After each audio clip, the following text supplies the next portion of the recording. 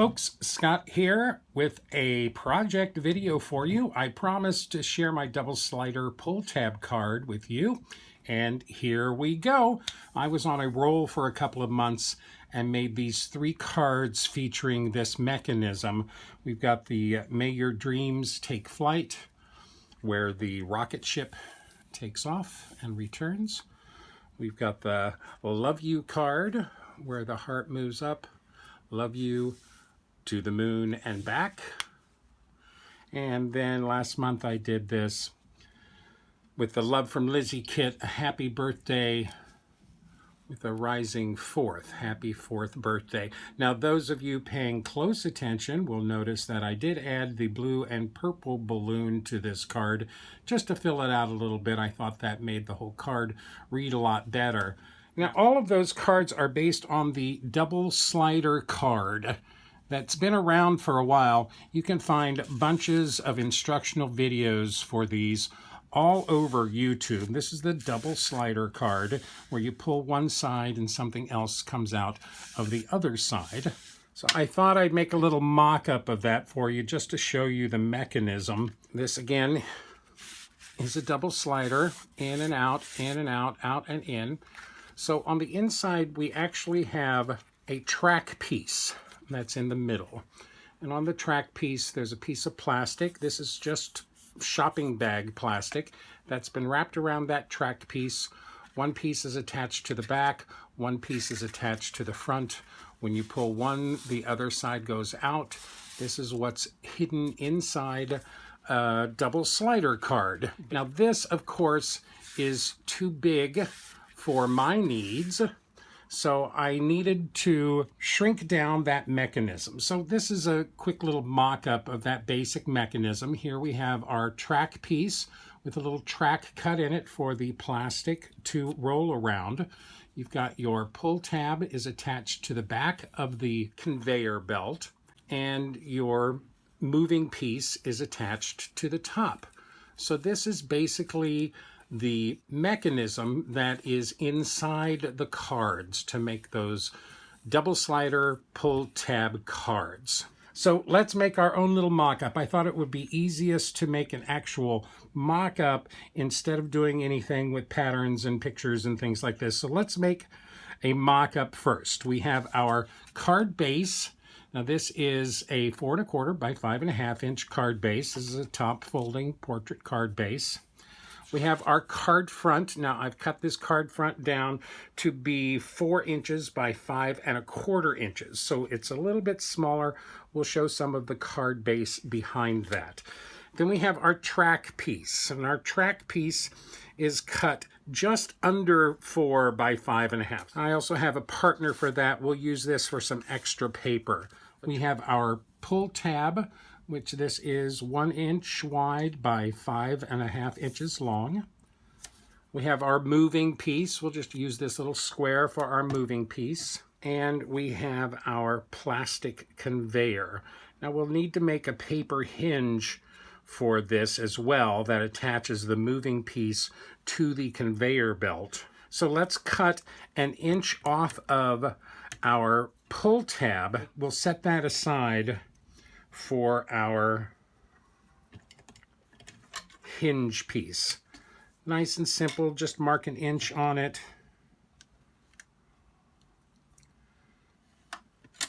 Use my square so that's nice and straight. As you can see, I'm working on my new Tim Holtz glass media mat. I really like this. It's actually quite nice to use a craft knife on. It cuts right through nice and easily. We'll set that aside. That will become our hinge. So now we've got our pull tab is only 1 inch wide by 4 1/2. We want to make a track for the conveyor belt to travel along. So let's take our track piece and we're going to cut 2 1/2-inch notches in both the top and the bottom. So I'll just mark the center and 1/4 inch each side of the center. So that's our notch there. Just pull my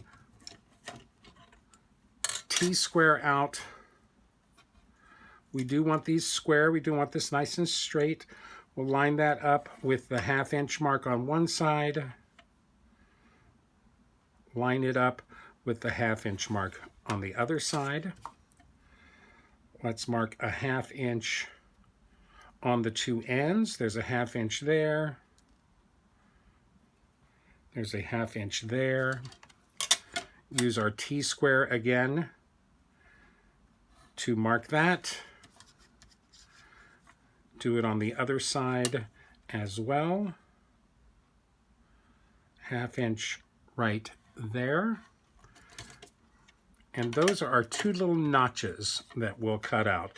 I'll just use my craft knife for this. They don't need to be exact. You can use your scissors. You can use whatever you'd like to cut these out. Easy. I love cutting on this Tim Holtz craft mat. It really is nice.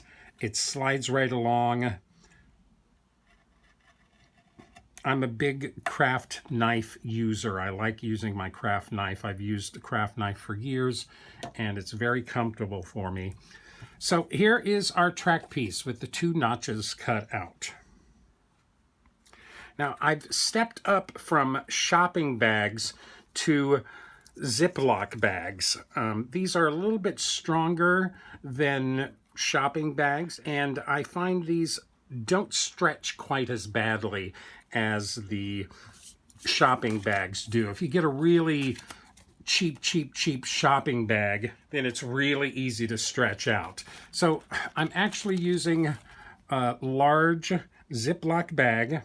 I'll show you how easy this is to cut on this mat. Just line up the end on your craft mat, on your media mat. I'm going to tape the two corners down right along that line there. And I'll take a metal ruler. You could use your Tim Holtz ruler. Oops, give it just a little bit of a stretch there. It'll hold it nice and tight. And then I want to cut a 1/2 inch off. So I'll line my ruler up at the 1/2 inch mark. This is really easy when you're using a clear Ziploc bag. Line that up, and let's run our craft knife right along the whole thing, and voila, there's a perfect 1/2 inch strip. Really like this craft mat for cutting on. That was so easy. You've got very smooth edges. Nothing is ragged. I already have one cut here, so we'll take our track piece and we're going to wrap the conveyor belt, the plastic conveyor belt, around the track piece. Now we're going to have to attach these.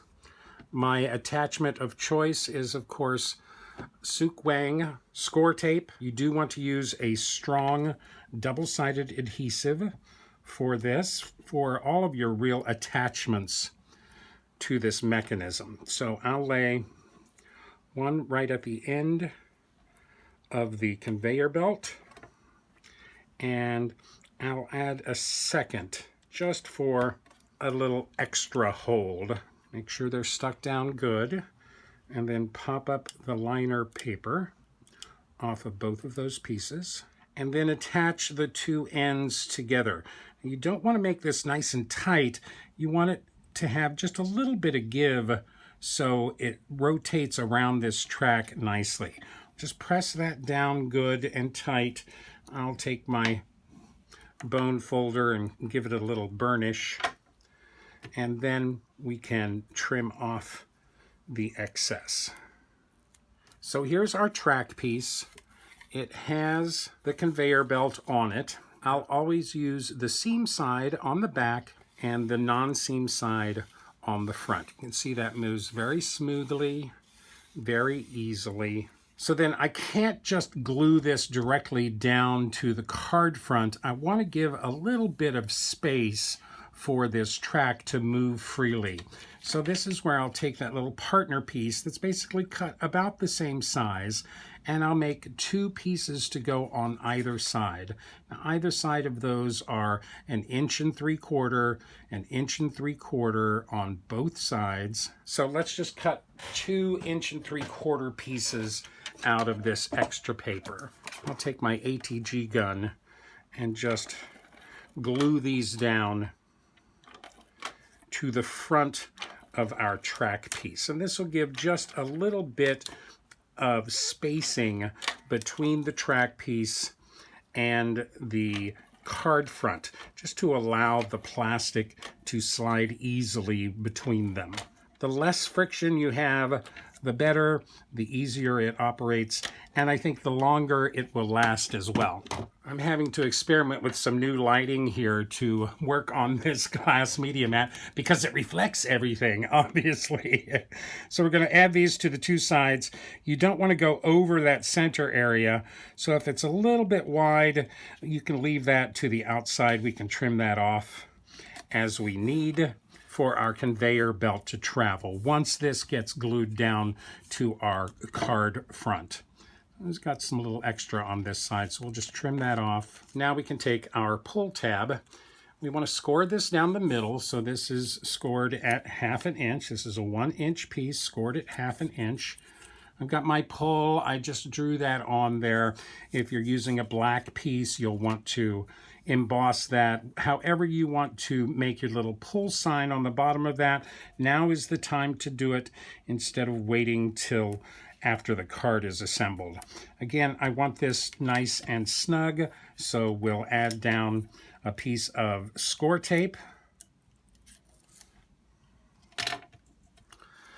and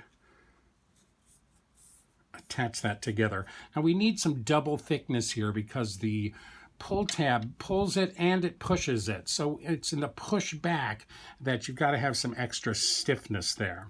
So I'm going to add this to the back of my conveyor belt. So I'll turn the conveyor belt over to the back and raise the seam till it's right next to the top here. This is the seam of the plastic.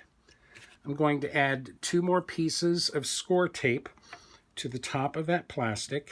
Make sure those are down nice and tight, and then remove your liner paper.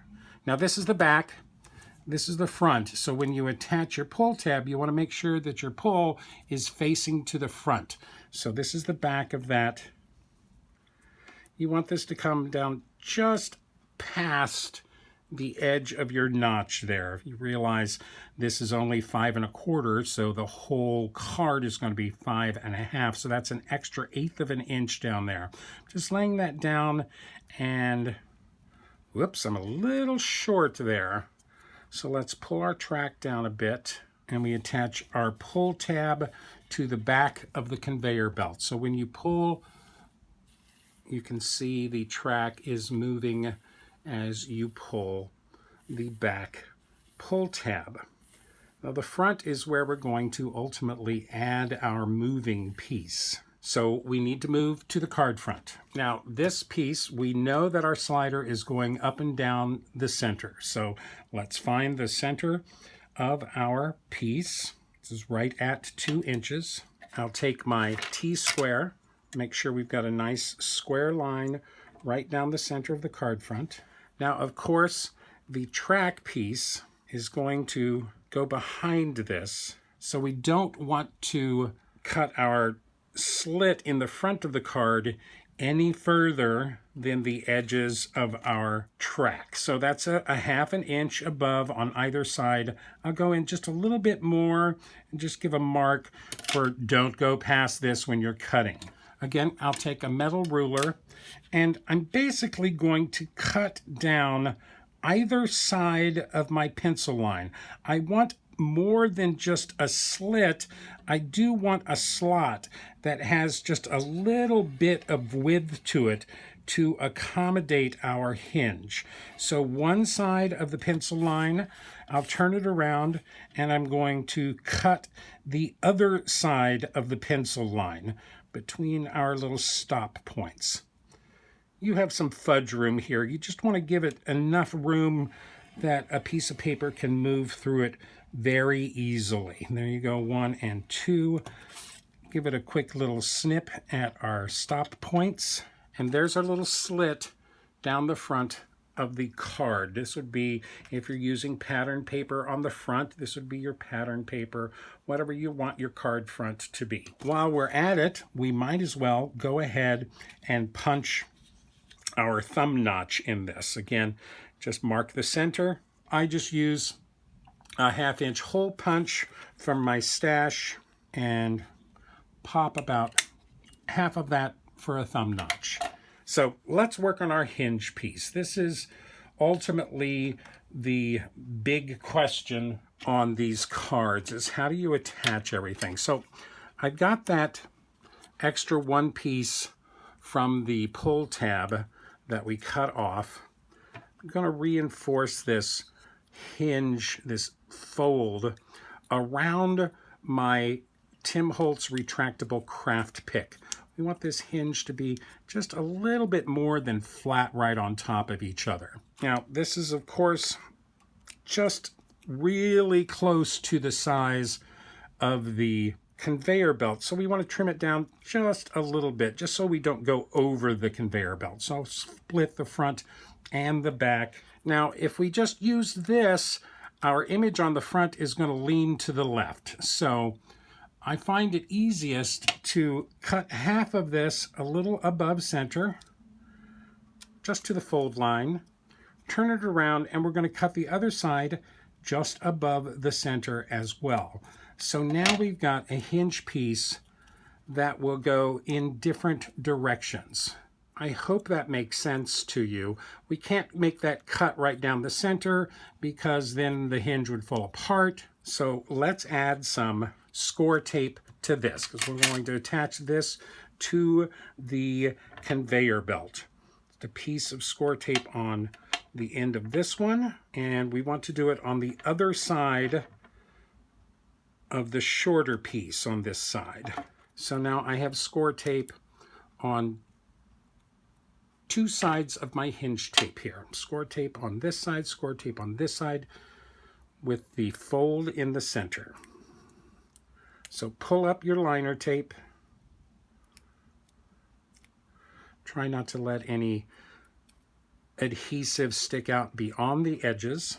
This is about in the place where everything will start. So this little hinge piece is going to go down onto our conveyor belt. Well, you know, we need to cut that down a great deal more.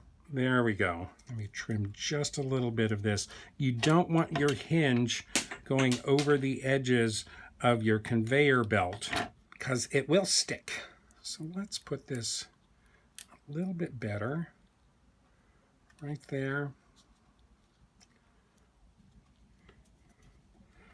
Right there. Let's go ahead and burnish those down a little bit to our conveyor belt. And that's our hinge. You can see that when you pull your pull tab, I glued it down, of course. There you go. You can see it moves along with the pull tab. So this is our inner mechanism. Now we can attach our track piece to the card front. Some simple ATG will work for that. You don't want to get too close to your conveyor belt, but you do want to attach the whole thing down on both sides. So the card front is going to attach directly to this. You want to make sure that your hinge is through the slit, because these are cut at so close to the exact same size. It's pretty easy to place that and glue it down. So now that's our track piece attached to our front piece, our card front. And you want to exercise it a little. Give it some exercise. Up and down, up and down. Now we're going to add this to our card base. Now the pull tab is a little bit thicker, so I'll use foam tape on the back of this, foam tape to attach this. Again, we don't want to get right up against the pull tab. I'll remove the liner tape on my center too, and then make little hold tabs on the outside too. Before we add this, let's go ahead and add our little thumb notch on the card base as well. So just mark the center of your card base, take your 1/2 inch punch. Now I'll go like, not quite, but almost the whole punch. and then use my scissors to trim out that curved part so that it's nice and straight on both sides. That's better. The thumb notch on this one and the thumb notch on the front will line up. We do have an 1/8 of an inch of the card base showing around. That looks pretty good to me. Pull up our little handle tabs. That is all seated down.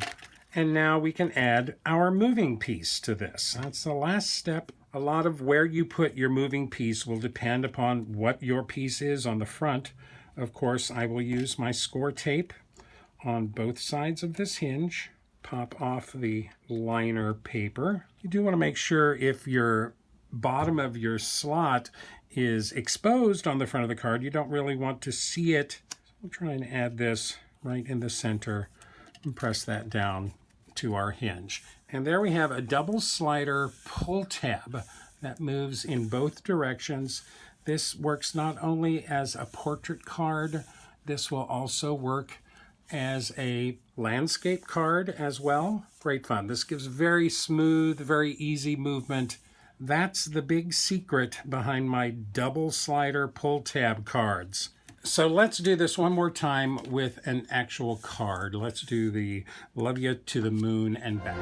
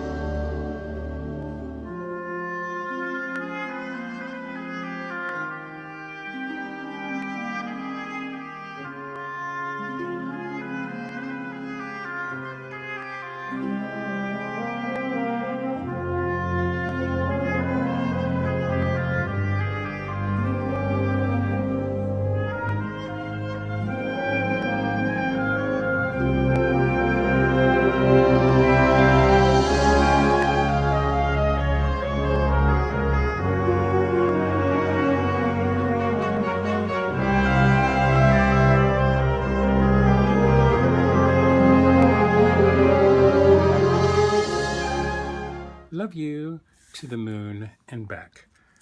Very nice. I really like these cards a lot. So I think my greatest thrill in making all of these cards was just figuring out the different ways that you can use that. This was the first card I created with the little rocket ship that goes up. I did try to film another one of these how to do it videos, so I actually made another rocket ship. This one features a little girl instead of a boy. It says, "Let your dreams take flight," instead of "May your dreams take flight." But it's the same thing, rocket ship that flies up and comes down. I've got 2 Love You to the Moon and Back cards now. And of course, this great happy birthday, happy 4th birthday card. I hope that this is illuminating enough for you to see that you can accomplish this yourself. And I'm dying to see what you come up with. I hope you enjoyed this video. If you did, please like me, list me, pin me, post me, share me with all of your friends. Don't forget to subscribe, and happy crafting. If you would like more detailed information, better pictures, and product links, please visit my website at cardcutups.com.